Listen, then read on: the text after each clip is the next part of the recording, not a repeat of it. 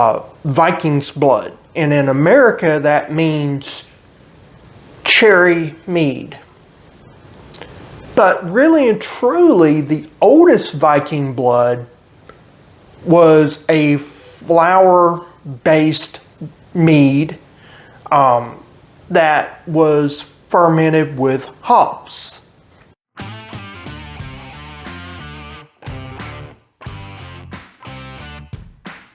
Welcome to the Four Seasons. I'm your host, Ken Johnson, and today I just really kind of want to give you an update of what you'll be seeing in the next few weeks.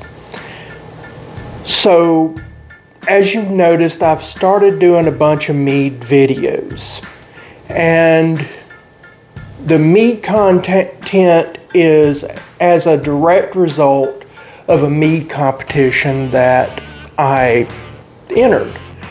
The competition is over. It's called Mead Stampede, and I've got a separate video that I'll be putting out shortly, letting you know what transpired. And I've already got 2 videos out. More videos will be coming out on the 2 other meads that I've done. One is I've hinted at a few times. It is a milk whey mead. The Vikings and the Scottish made a fermented whey drink called Blound, and so it never was made into a mead. It was just fermented whey. But what I've done is I've decided to make that into a mead. What is more in contemporary times known as a Hydromel. So it's not really a true blonde as the Scottish or the Vikings would have made, but it's done in that tradition. So I will go over the blonde and you'll see that. And then another one is a Hydra Mel. Oh, and Rebel's trying to get comfortable. This is my oldest dog. I have 3. I believe you've seen Blueford already in a previous video, and I've got a girl dog as well. So anyway, the Hydromel is a unique creature, and it doesn't get the respect it deserves. And a Hydromel is meant to be a very quick fermenting, inexpensive mead that you can produce and that you just drink very young. It's not meant to age. It has a low ABV, or alcohol by volume. And if you know anything about aging, the ABV, if it's not above like 10% or 13%, its ability to age over time diminishes drastically. And so with my ABVs and my Hydromel, you're looking at, like Swedish beer levels, not American beer level. Our beer ABVs are way higher than what you would see in Switzerland or Sweden, but it would be representative of that, what they consider to be a strong beer, not a weak beer, but a strong beer, but way less than what we Americans have with our roughly 6% ABV beers. So the reason why I'm doing the meads, like I said, I entered a competition. The other, historically speaking, mead is the original drink of mankind. Now, people will argue that wine was. Actually, wine is not. And then there will be people who say that beer was. Beer was not. Now, even though the Egyptians created beer first, at least what we know today is beer. They created that first as a way to feed the slaves economically. It was basically bread made into liquid form so that nutrition could come the best way possible. Beer was not first. It was really fermented honey drinks. That was really the alcohol of mankind, with some exception maybe to ciders or things of that nature, but that is questionable. The actual history says mead was the OG of alcohol. And from mead, you get this diversification that you don't see with any other beverage. For instance, a beer is always going to be a beer. It has to have grain, and now it has to have hops. And so anything that doesn't have hops is considered to be a gruit. Some people even go so far as to say that anything that does not have barley malt or malted barley, then that is actually a gruit. But gruit itself, that word comes from mead making. Gruit is basically what we say today. We use the term now adjunct. So if you put anything with your honey besides honey and water and yeast, then you've added a gruit or an adjunct. But most people don't know that. So like if you add apple juice to make it a sizer, or what some people say scissor, but a sizer, then you've added a gruit or an adjunct. Well, that comes from mead making. There is a form of wine that the name eludes me. I'll have to put it in the comments down below or put on this video. But it is basically where they took the hulls and wash them and ferment them. Well, that comes from the process of making a Hydra Mel. It is also the same process that brewers get when making beer called spurging. So that all comes from making hydromels. So even though we don't really realize it, a lot of the beverages and the culture we have is based off of mead, people's last names. They don't realize that mead, there's people that for their last name. A lot of people don't realize that. So there is a part of our culture that you have this history and you have this culture, but we don't realize where the origins of that comes from. And it's actually our mead, which is our most primal alcohol production activities as mankind globally. Now, other places have done other things. For instance, there's tribes that they have made wines out of cactus plants, you know, the basically what we consider to be the fruit. They've made wines out of it. But if you look at those tribes, mead eclipses that wine in age because some of those tribes didn't even exist when mankind was making mead. That's how old it goes back. So a lot of the drinks that you have, for instance, there's a drink called Viking's blood, and in America that means cherry mead. But really and truly, the oldest Viking blood was a flour-based mead that was fermented with hops. Hops comes from China. So you had the Romans drinking rhodamels, which is a rose wine, and a lot of times they would also add in hops. So the idea of hops in a beverage is not a new one, but it wasn't grain. The idea of using hops in a beverage to keep it longer, that actually came from mead making.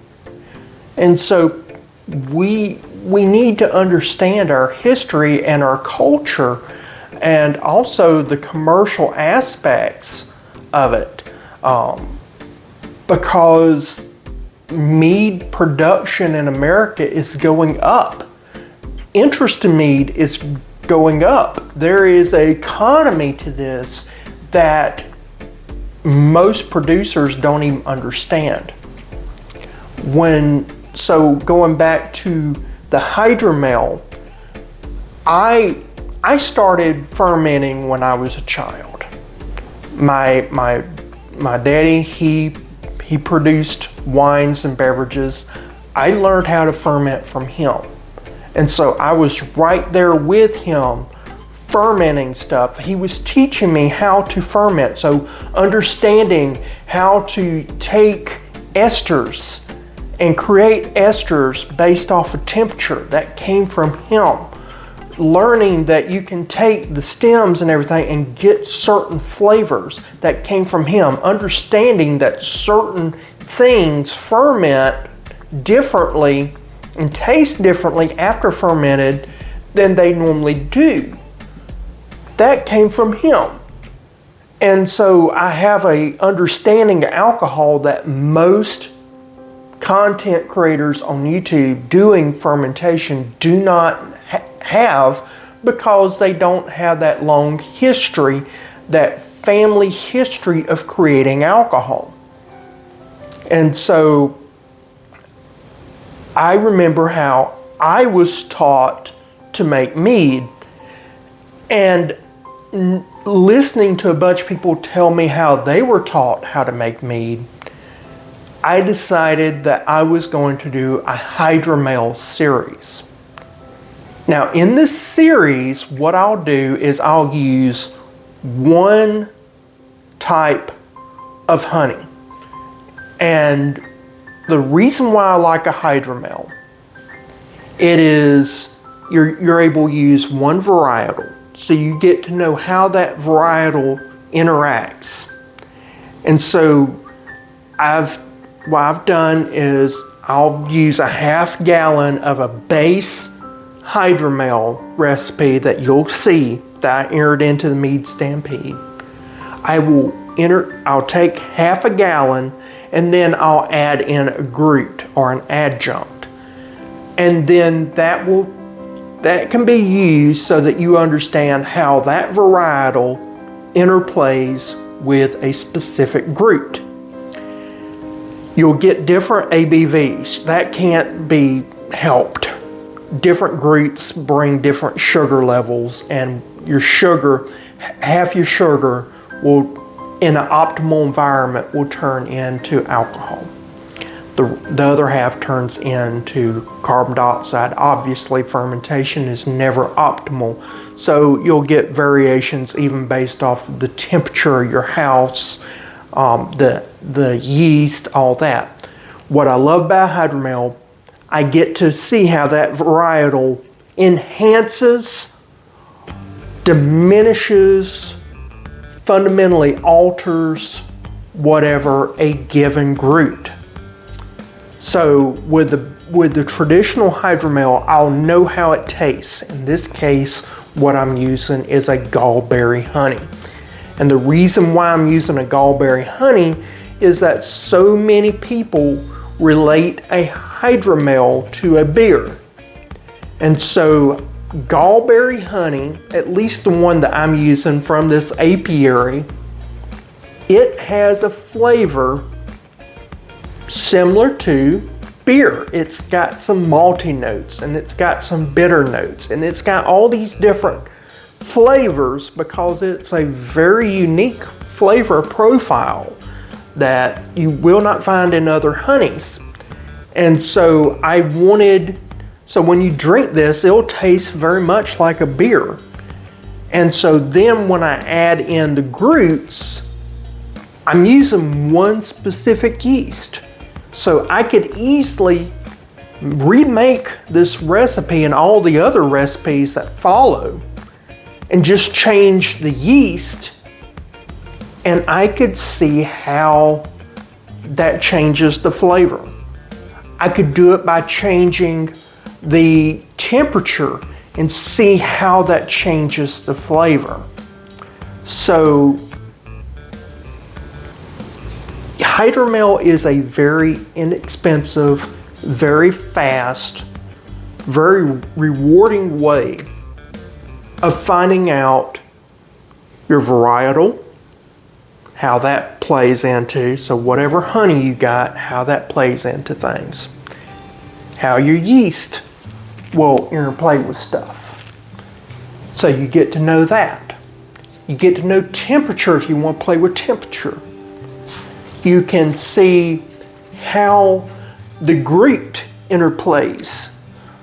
And so it's a really good, firm basis to get what we call your chops.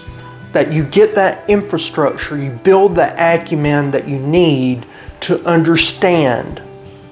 For instance, there was a guy that he enters a lot into mead competitions, and he made an argument that no professional competitor in the mead world should ever ferment with fruit. You should only ferment with fruit juice.